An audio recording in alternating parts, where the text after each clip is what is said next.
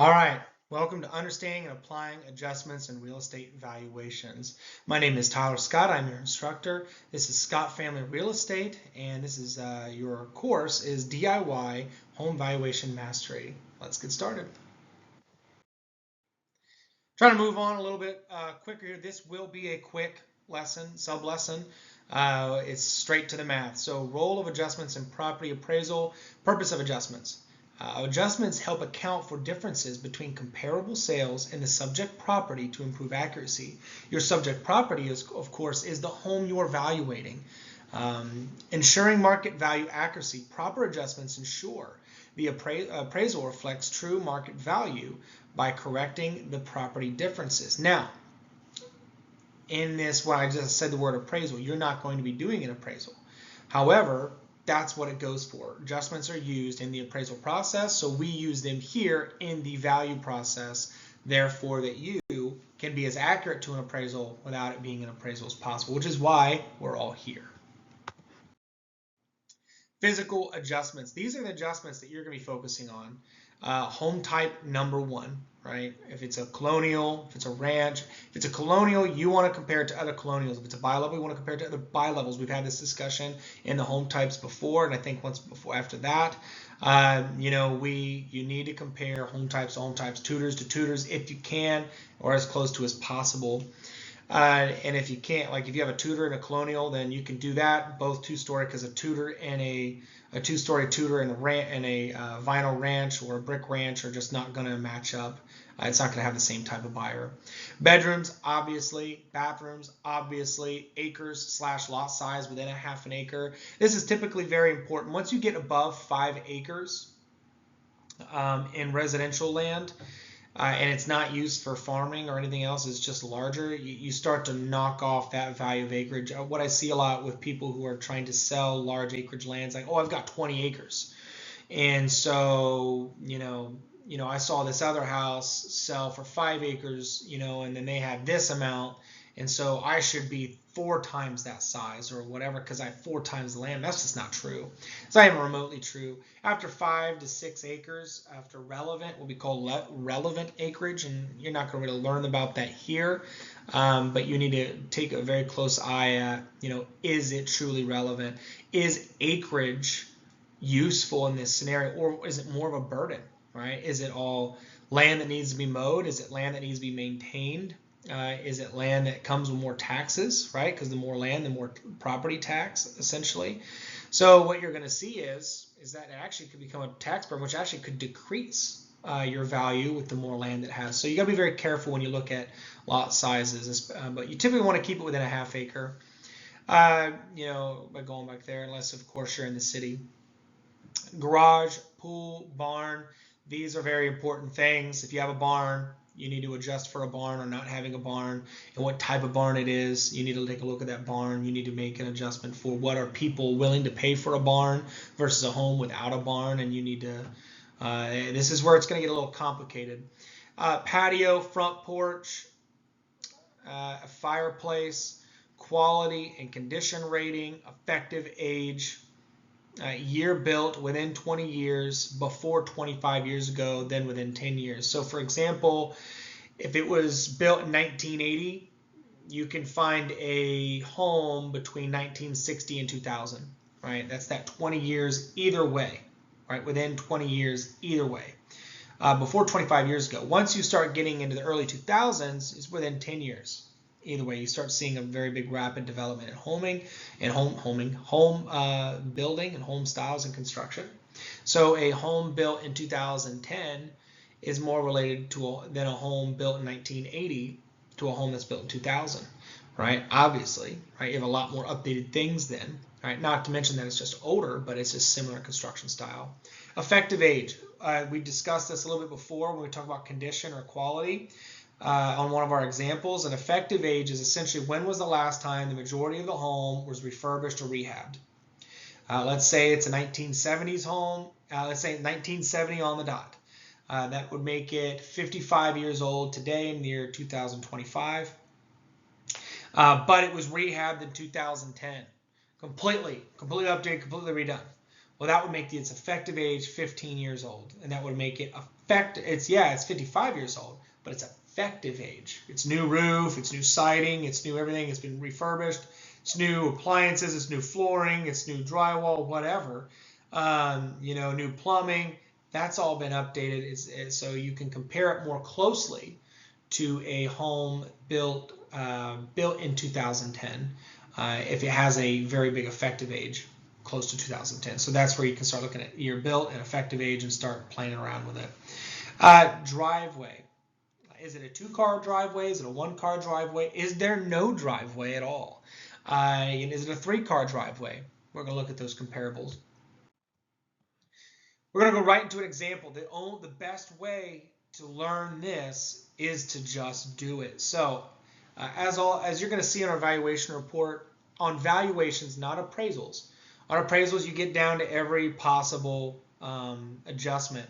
On valuations, you want to find the top 4 largest issues. If you have anything more than 4 potential adjustments on a valuation, you either didn't find the right comparables, because you need to find comparables as comparable as possible, or maybe it's just not working out, right? So you want to find the 4 best, at least for my form, at least. You can always add to your form if you want to. I think that 4 for home valuations are the best. And the biggest ones are obviously going to be bed and baths. But let's say you have your subject property in the first line, property 1, property 2, and property 3. If all comparable properties and the subject property are all 3-bedroom, 2 baths, then you don't need to make a comparable list for bedroom and bathrooms. You already know that they're all 3-bedroom, 2 baths, so there will be 0 adjustments that will need to be made. So you can find another category, right? If, like for example, the subject property here has 2-car garage. Property 1 does have a 2-car garage. It also has 3-bedroom, 2 bath, but its condition rating is different. Its quality rating is different, but its condition rating is different. So let's look at each one. Subject property is a 3-bedroom, 2 bath, 2-car garage with a C4 condition rating and a C3 quality, which means its quality of building construction is a little bit better, but its condition is adequately maintained. Not well maintained like a C3 would be. It's adequately maintained. There's a living family in it, right? That's what you're trying to sell. Property 1 is a 3-bedroom, 2 bath, and it also has a 2-car garage. Pretty close. Its condition rating, however, is a lot better, but this is a sold property. All your comparables will be properties that have sold, not listed. You cannot use listed properties. It will not reflect what the property market is, or the market is telling you. The listed properties, even if it's pending, right, because it's still pending, it still can't tell you what your market is because it hasn't officially sold. Right? You could list a home for $2 million and it's only worth $400,000. Just because it lists there for $2 million doesn't mean your market's worth $2 million. Right? So your condition rating C, but the quality is the same thing. So quality 3, Q3. So the only difference between property 1 and the subject property is the condition rating in itself. Now it doesn't have to have a difference. Let's say it could be all the same there. But in this scenario it does. Property 2 is a 3-bedroom, 1 bath, so it has 1 less bath than our subject property. It is a 1-car garage, so it has 1 less garage opening, right? So you have a little bit less, you have the same amount of bedrooms, but you have a little bit less living space. You have a little bit less bathroom space, which means in a 3-bedroom, 1 bath, you likely have a shared bathroom instead of a master bathroom. And then condition rating, it's the same condition. And the quality rating is the same as the subject property. So the biggest difference between property 2 and the subject property is the bathroom. It's missing a bathroom and it's missing extra space in the garage. But they all up to this point have a garage. So property number 3 is a 4-bedroom, 3 bath. Now your bedroom and bathrooms for comparables have to be within 1 bedroom and within 1 bathroom. So technically for a 3-bedroom, 2 bath, you can compare a 2-bedroom, 1 bath as a comparable property and a 4-bedroom, 3 bath. You cannot, however, compare a 5-bedroom, 3 bath or a 5-bedroom, 2 bath. It does not matter. You have to be within 1 bedroom and 1 bathroom. However, you want to be as close as possible. I hope you're taking notes if you're watching this. because this is essential. Now you'll obviously get to keep this video. You can watch it over and over, but there's a lot I'm trying to unpack on you here without sending you a massive slideshow, but you'll see a lot more of that on the valuation report. All right, so the property value or the property for number 3 is 4-bedroom, 3-bath. So we know it's going to be bigger, right? It's going to be bigger. We know it does not have a garage though. It's street parking. That's what that means. It's not applicable. There's no garage. Now it could be street parking. It could have a driveway and a carport, right? Which I say a carport, but it's not a garage, so it's not applicable. It could just have a driveway. All right, street parking, whatever.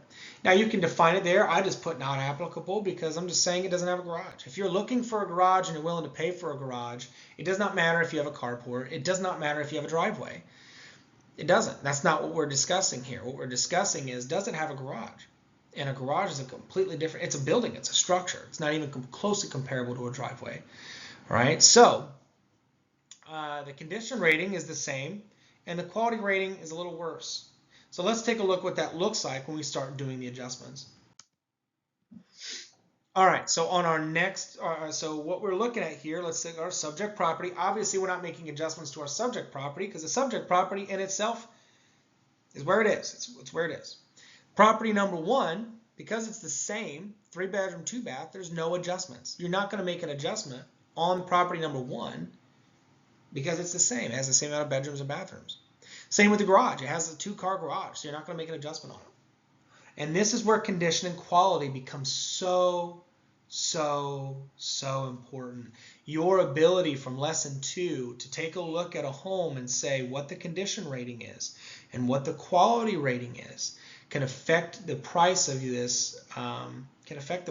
this property immensely. And what we see here is a condition which is not as valuable as the quality, but still pretty valuable. Because it's a C3 in property 1 and it's a C4 in the subject property, I don't know why my nose itches so much, is negative $25,000 off its price, right? Off its sold price. Now, a reminder here. So sorry, property 1. I'm not doing coke. I'm probably like, why is he sniffing? I swear, I don't know. I think my mustache is getting too long. It's like going up into my nose and it's like tickle me. All right, property 1 has been sold. All the comparable properties have been sold. So we know what it's sold for. We'll talk about that in the next slide. But C3, we're going to subtract $25,000 from whatever it's sold because to make it more comparable to our subject property. If our property was to sell in the same way that property was, it would likely subtract $25,000 for the condition level based on market trends that I'm seeing with similar conditions and what people are willing to pay for on C4 homes, right? In that particular micro market, right? You see where I'm using all these terms that we've been building up for the last 2 lessons? It's important right here, right now. Quality level is the same, so we're going to do $0. No need to adjust. There's $0. Same quality of build. Let's take a look at property 2. Property 2 is a 3-bedroom, 1-bath. I look at a bunch of other 3-bedroom, 1-baths and 3-bedroom, 2-baths, and I come to the conclusion that people are willing to pay around $15,000 more for an extra bathroom on the overall price of the house than before. So if I'm looking at property 2, and I'm going to do the same for the garage. I look at other garages, homes with 2-car garages and homes with 1-car garages, and I have determined that people are willing to pay around $10,000 more for a home with a 2-car garage than a home with a 1-car garage, right? As close as possible. You see with these comparables, when you start doing adjustments, you're not just comparing these 3 properties to your subject property, you're actually comparing a bunch of different sub-comparables that aren't even listed on this thing for your research to determine what your comparable price can be. And you're not just pulling these numbers out of thin air. You're saying, okay, I'm going to look at a bunch of other homes that are 3-bedroom, 2-bath, similar square footage, similar acreage, as similar as possible without destroying itself to our property 2, right? Or property 1, property 2. Let's say it's property 2. I'm going to find a bunch of 3-bedroom, 1-baths, and I'm going to see which ones have a 2-car garage and which ones have one. And, and I'm going to see what the price difference is. And if I'm seeing in the same market that they're roughly $10,000 more, that's what I'm going to do. It doesn't mean that a garage to build a garage is $10,000 more. That's not what that means. And that's actually a common mistake people make when they say, oh, well, a garage isn't worth 10 grand. It's going to cost you $20, $30, $40,000 for a new garage or a 2-car garage, or expand that garage out, or whatever, the concrete, the land. It's not about that. That's called the cost approach, and we're not using the cost approach here. The cost approach is something very, very different. I don't bring it up in this. I don't bring that up in this this course, because the cost approach is very complex. It's a lot of math, and quite honestly, you might as well, if you need to use the cost approach on something, you might as well just call an appraiser, because it becomes very, very difficult. Now, but you're not using the cost approach here. So you're using the sales comparison approach. You're just saying, hey, in generality, I believe, based on my research of these list of properties for 3-bedroom, 1-bath, similar to property number 2, I'm seeing that the 2-car garages and the 1-car garages are differencing about $10,000 affected minus the other differences of the home. So I want to make it plus $10,000 for that, plus $15,000 for that one.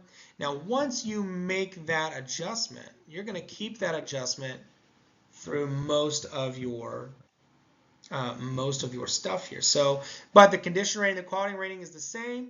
So no adjustments need to be made there for property 2. So essentially, for property number 1, we've subtracted the price by $25,000. For property number 2, we've added $25,000 to make up for. We go from down to up to bring it up closer to the subject property. And property 3, we've got things all over the place, right? Because it's not as comparable, right? It's just kind of off the wall. I did that on purpose. Property 3 has 4 bedrooms, 3 bathrooms, so it has 1 more bedroom and has 1 more bathroom. We valued the last bathroom for property 2 within the vicinity at $15,000. So obviously there's $15,000 there, but we valued the bedrooms. I valued a bedroom, an additional $20,000 for a similar home. So the total is a minus $35,000. Why is it minus and not addition? It's subtracting $35,000 to make it closer to the subject property. We're going to go over the math more in detail in the next one. We're subtracting $35,000 because we're trying to get as close to. So if the 4-bedroom, 3-bath is here, the subject property is here, 3-bedroom, 1 is here, we're adding $25,000 from the 3-bedroom, 1-bath, 1-car garage to try and get closer to this subject property. And the 4-bedroom, 3-baths up here, we're subtracting those differences to bring it down closer to a subject property. So that way we have 2 properties that are being adjusted to give us a very close range on what the home could be worth. Because it doesn't have a garage, right? We valued 1 car space garage at $10,000. So we're just going to double that and say, well, if it was a 2-car garage, what, $20,000. But why are we adding here? We're adding because it's missing from the subject property. So we're subtracting with more bedrooms and bathrooms, but then we're adding to bring it up to the 2-car garage standard of the subject property. And of course, condition rating is the same, and the quality rating is massive here. The difference in quality and design adjusted this price an additional $40,000. So we look at the Q3, the Q3, the Q3, and then Q4. Because it's a Q4, we're adding about $40,000. Now, I'm not saying it's going to be in every market. Once again, you have to do your own research here. I'm not throwing numbers out. But it's going to be more than your condition rating because it's how the house was built. It's the quality of the home and its very structure. Not how well it's been maintained, but how well it was built. So quality will always be more valuable than condition. And that is one movement. One movement from Q3 to Q4, and that moved the price of this property by $40,000. And that's why lesson 2 is so important. So if you skim through lesson 2, you didn't get a great hold on it, I highly advise you to go back because if you make a mistake on condition or quality, you're going to find yourself off by, in this scenario, you would have been off $65,000 in total value. That's quite large. That's a big payday. Let's take a look at the next slide. I said this was going to be quick, but it is not. Try to be quick. So the sold price for property 1 when it's sold, right? Because the subject property, it says NA, not applicable, because the subject property hasn't sold yet. That's what we're valuing. We're trying to figure out what it could sell for, right? So we have A, B, C, and then we have a variable D, right? But we don't know what D is. That's what subject property is. This is math. This is algebra. Property 1, $350,000. Property 2 sold for $300,000, and property 3 sold for $400,000. Okay, property 2 sold for a little bit less because it was a 3-bedroom, 1-bath with 1-car garage. It had less. Property 2 probably sold for that $50,000 more. Property 1 sold for that $50,000 more because it was bigger and it had more amenities, right? Property 3, it was bigger. It didn't have the garage, but it was a lot bigger. So maybe it just sold for $40,000 for whatever reason. Now, when we look at the total adjustment, we adjusted property 1 negative $25,000, right? If you remember why, right? It was because of the condition rating, right? Because of the same number of bedroom and bathrooms, it had the same number of the same garage, same size of the garage. So the condition rating itself brought it down $25,000. So the adjusted price for property 1 is about $325,000. Property 2 was sold at $300,000, but because we valued the bathroom at $15,000 and the additional garage space at $10,000, we actually brought it up $25,000 in total adjustment, making property number 2 worth about $325,000 in adjusted price. Property number 3, we overall, after all those numbers, we actually added $25,000. So the property price is $425,000, adjusted price for what it would sell as if it was our property today. Now that is the issue that we're running into. Property 3 is an outlier, right? It's not as comparable as property 1 and number 2. So it's throwing off some of the numbers. That's what it's doing. It's throwing off some of the numbers because it's not close. It's not close in quality. It's not close. It's off on bedroom and bathroom count. It's off on garage entirely, and it's making this thing a fragile. It's actually creating a fragility in this process, because if we found another 3-bedroom, 2-bath with a 1 or 2-car garage, despite the condition and quality rating, we would have a much closer range here. And a more accurate number. So finding comparable properties the best we can is extremely important. But let's get into the next numbers. All right, so now this is where we're going to do some numbers. So it's extremely important that you get these numbers correct. You will not be able to do the valuation report if you cannot follow along here. Now, the subject property obviously does not have an adjusted price or a weight, which is why it's not applicable. It does have an adjusted weighted price of $345,000, but we're going to tell you how we get there. So look down at property 1, it's $325,000. We use a total weight of 10, right? So if you look at all the weights, there's 5, there's 3, there's 2 between the 3 properties, that equals 10. If you ever do a weight and you say, well, one property is 9 and the other, well, one property is a half or another property is a half, it's not applicable. You want to keep the largest one a property can have is, honestly, you don't want to go past 5.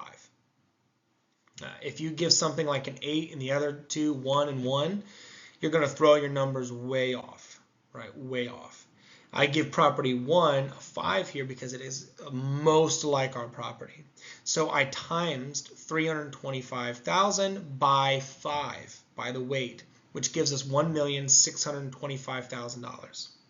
Property 2, the adjusted price that we adjusted it to was $325,000, but because it's not as similar, right, to property or to our subject property, maybe the structure's off, maybe the lot's off.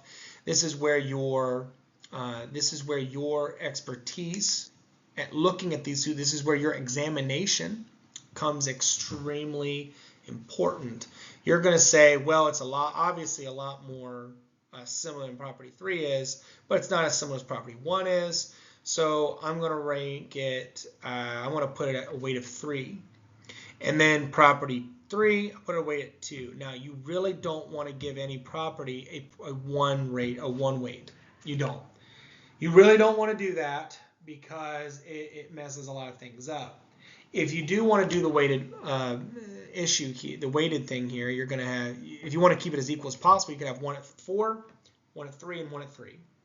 That's the most ideal. That means you've got 3 comparable properties that are really great, and you have 1 that's just slightly more comparable. So you get a little bit more weight. But the weight here is 5, 3, and 2. That means for property 2, you times 325,000 by 3, its weight, it's 975,000. Property 3, 425,000, but you're timesing it by 2, equals 850,000. You want to add all 3 of those numbers up. The 1.6 million, the 975,000, the 850,000, and you see that on the bottom left corner here, you're timesing 5 times that, blah, blah, blah. There's where your numbers come from. You get 3,450,000. You divide that by 10 because that's the amount of weight that you gave it. And then you get your adjusted weighted price at 345,000. That means the following. That means that your adjusted weighted price is 345,000. Okay, you see on your left you have the value range, and that value range is 325,000 to 425,000. Well, it's that way because what you found is that your adjusted prices are, when you did your adjusted prices for your subject prop or your comparable properties, you had range of 325,000 and your high was 425,000, the adjusted price, which is why that subject property was so important, because if you just do a value range and you're not trying to put an adjusted weighted price on there, maybe you don't trust your ability to weight something, which can significantly alter this thing, and you just want to give a value range. Well, if you have a comparable property like number 3 is on this example, you have a $100,000 value range.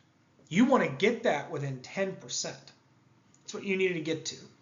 So if I have a 325,000 lower range, I really want to be around 375 as the highest. And if you get a value range that's this wide, you need to take a look at your comparable properties and say maybe that's not right. But once you get proficient, the most accurate valuation you can do is an adjusted weighted price. You did your adjustments, you weighted them properly, and you got yourself a price. That's your target price. So if it's 345,000 is my adjusted weighted price, I'm looking at that bad boy and I'm saying to the real estate agent, I'm selling to the sellers, list that bad boy for $344,999, right? List it right there, get it going, or just 345, whatever you want to do, and then make it happen. Or go a little bit lower, let people bid for it, and go $339,999. Those nines, I mean, you just put it right there. So that's essentially how we do this. What we went over today was the importance of adjustments, careful analysis required, and the supports sound decisions. Everything that we just went over is a culmination of everything we've already learned. If you cannot do adjustments properly, you cannot do the valuation report. You need to figure out what you're missing when it comes to information. Every lesson and sub-lesson that I've given you this point gives you the tools to do adjustments. So if you missed something and this was confusing for you, please go back, try to watch the videos again, try to go through everything again, and then what you need to do, it says right there, about credibility of real estate appraisals and assessments. Once again, we're not doing appraisals. But there is you need to be proficient in this, because the next sub-lesson is the last sub-lesson. It's going over the valuation report itself. I'm also giving you a valuation report template for you to fill out. And as you go to fill it out, which I require you print it off, you do it several times, you work on it, you do what you need to do to get proficient, or you just need to do it the one time, you can make a very accurate valuation. Now, is a valuation ever going to be as accurate as an appraisal is? No, but it'd be very, very close.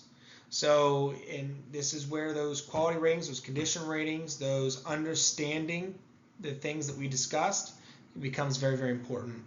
Either way, my name is Tyler Scott. I'm the owner of Scott Family Real Estate. I am your instructor for DIY Home Valuation Mastery, and I will see you on our very last sub lesson before the exam.